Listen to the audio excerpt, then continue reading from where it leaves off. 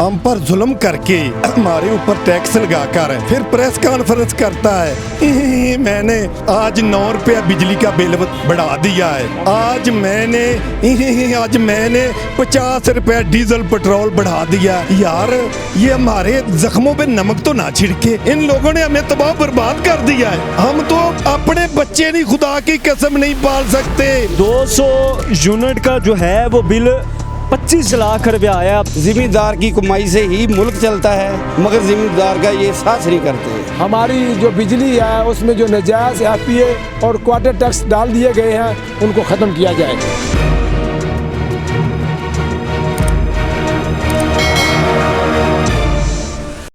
अस्सलाम वालेकुम जी, साफ डिजिटल की स्क्रीन पर आप देख रहे हैं एहसन वाहिद को। आज मैं उन लोगों के साथ मौजूद हूँ जो पाकिस्तान के ज़ामिन हैं। आज मैं उन लोगों के साथ मौजूद हूँ जिनकी वजह से पाकिस्तान कायम है। ये वो लोग हैं जिनकी वजह से हम सब शाम का खाना खाते हैं और सुबह का नाश्ता करते हैं। ये वो लोग हैं जो पूरे पाकिस्तान को पालते हैं। ये वो लोग हैं जिनके कमाए हुए पैसे पर हमारी ये जो पीछे पार्लियामेंट है वहाँ पर बैठे हुक्मरान अयाशी करते हैं। ये वो लोग हैं जिनकी वजह से हमारे पाकिस्तान को दुनिया भर में इज्जत मिलती है। ये वो पाकिस्तान की 70% आबादी है जो कि इस पाकिस्तान को चलाने के ज़िम्मेदार हैं। कोई शख्स कहता है कि हम चला रहे हैं, कोई वज़ीर आज़म चला रहा है, वो नहीं चला रहा। पाकिस्तान ये वो लोग चला रहे हैं जो दिन रात मेहनत करते हैं। और आप जुल्म देखिए इस हुकूमत का कि वो लोग जो पाकिस्तान को खिलाते हैं, वो लोग जिनकी वजह से पाकिस्तान चलता है, वो लोग जिनके टैक्सों पर पूरा पाकिस्तान पलता है, उन पर ही जुल्म की इंतहा कर दी गई, उन पर ही बेपनाह टैक्स लगा दिए गए। मेरी यहाँ पर चंद लोगों से बात हुई तो यार 200 यूनिट बिजली के जो इस्तेमाल हुए उसका बिल 1.5 लाख आया हुआ है। 300 यूनिट इस्तेमाल हुए तो 2.5 लाख बिल आया हुआ है। अल्लाह का वास्ता है, जो हमारे हुक्मरान बैठे हैं उन्हें सोचना चाहिए। उनकी ये हुक्मरानी, उनकी ये पार्लियामेंट, उनकी ये बादशाहत, ये सब कुछ इन्हीं लोगों की वजह से कायम है। ये अगर काम करते हैं तो पाकिस्तान खाता है। इनके मसाइल के बारे में मजीद इन्हीं से ही जानते हैं और कोशिश करते हैं इनके क्या जज्बात हैं, सुनते हैं। ये हमारे साथ मौजूद हैं जी। अस्सलाम वालेकुम। वालेकुम सलाम जी। मैं खिजर याद जोया तहसील सदर कोटरादा किशन ज़िला कसूर। मेरी शिकायत तो बड़ी मुख्तसर सी है, बड़ी क्या कहते आजिज़ाना है कि वो हम पर जुल्म करके हमारे ऊपर टैक्स लगाकर फिर प्रेस कॉन्फ्रेंस करता है। मैंने आज 9 रुपया बिजली का बिल बढ़ा दिया है, आज मैंने 50 रुपया डीजल पेट्रोल बढ़ा दिया। यार ये हमारे जख्मों पे नमक तो ना छिड़के। प्रेस कॉन्फ्रेंस करते हो मजाक करता है, फिर हंसता है।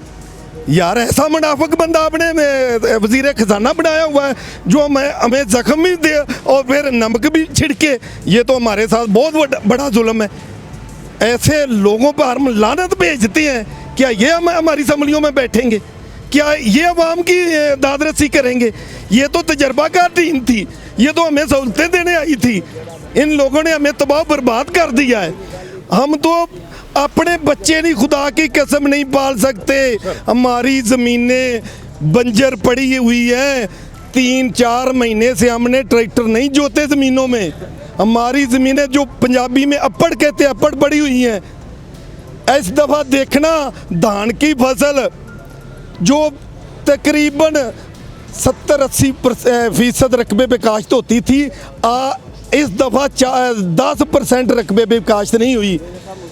आगे चावल की बहुत बड़ी आपको कमी महसूस होगी। इधर चावल 500 रुपये किलो हो जाएगा आज के 2 साल बाद। हम यहाँ 3 दिन से बैठे हैं, 2 दिन से 3 दिन से यहाँ पर बैठे हुए हैं। तो सूरत हाल ये है कि इनको ये इस बात का यकीन ही नहीं आ रहा कि हम हुकूमत में हैं, कि पता नहीं घंटे के बाद हमने फारग हो जाना, 2 घंटे के बाद फारग हो जाना है। कभी AC साहब आ जाता है, कभी कमिश्नर का ऑर्डर आ जाता है। तो आज इनको थोड़ा सा होश आया जब मेरे किसानों ने कहा कि हम पुरअमन रहेंगे।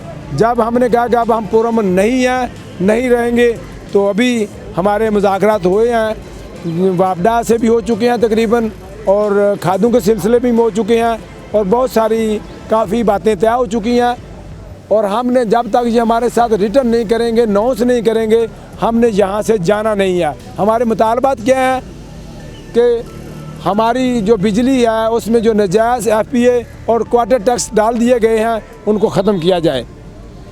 दूसरा, खादें यहाँ डॉलर के साथ भी ये उसका मुआवजा कर लें तो उससे 3 गुना ज़्यादा रेट बढ़ा चुके हैं। तो जब तक हम अपनी फसलों में, अपनी ज़मीन में खादें इस्तेमाल नहीं करेंगे तो पैदावार नहीं आएगी। जब पैदावार नहीं आएगी तो मैं ये नवानू में बैठे हुए लोगों से ये पूछना चाहता हूँ कि पूरे मुल्क की आवाम से कहाँ से तुम सब्जियाँ, दालें, गोश्त, हर चीज़ कहाँ से मुहैया करोगे? हम तो वहाँ जी लेंगे, तुम्हारे बच्चों को दूध ना मिला तो वो बिलक बिलक कर मर जाएंगे। तो हमें इस बात पर मजबूर ना किया जाए कि हम हर चीज़ बंद करें। हाँ, इस मुल्क के हकीकी वारिस हम किसान हैं। आया अपना 25 लाख। 25 लाख? हाँ जी। और कितना वो यूनिट है आपके? यूनिट कोई नहीं है, अपना कोई है 200 यूनिट।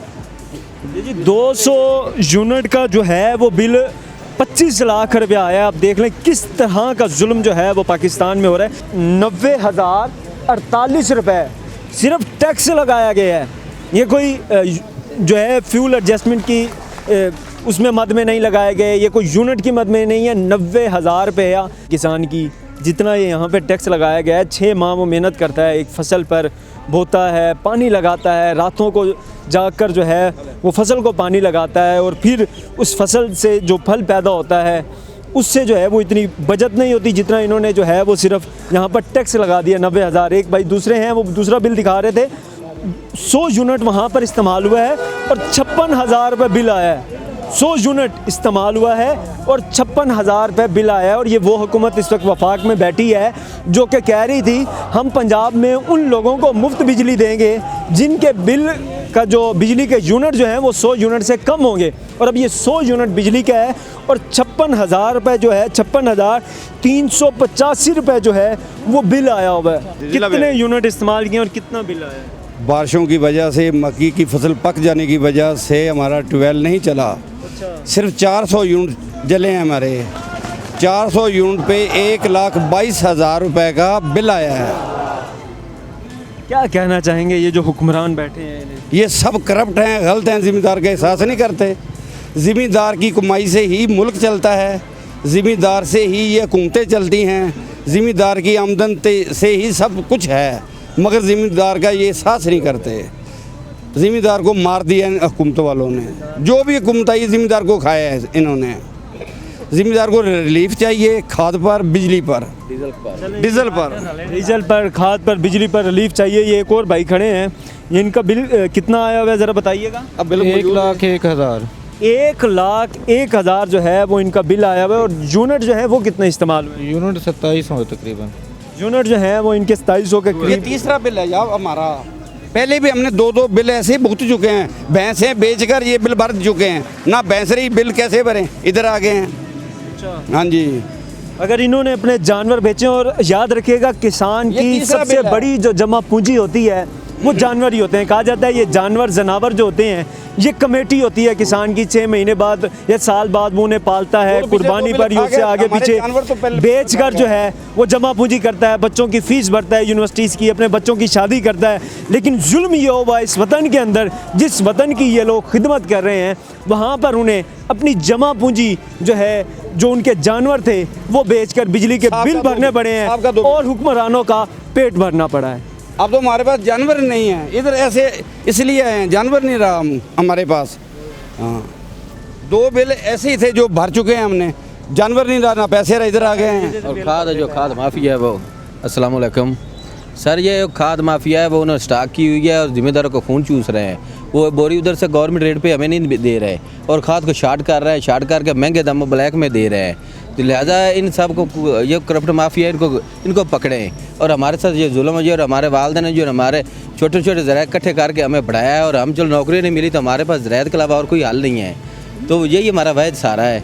इसलिए बराए मेहरबानी हमारी इल्तिजा है कि हमारी ज़राअत को और रीढ़ की हड्डी को मजबूत किया जाए और तमाम दोस्त अहबाब जो भी हैं जो इनके साथ तावन किया जाए। ये ज़राअत जो आज सैलाब में जो तबाह किन हो गया, जो मामला जो घर तबाह हो गए, वो मुझसे ये देखो फसलें तबाह हो गई।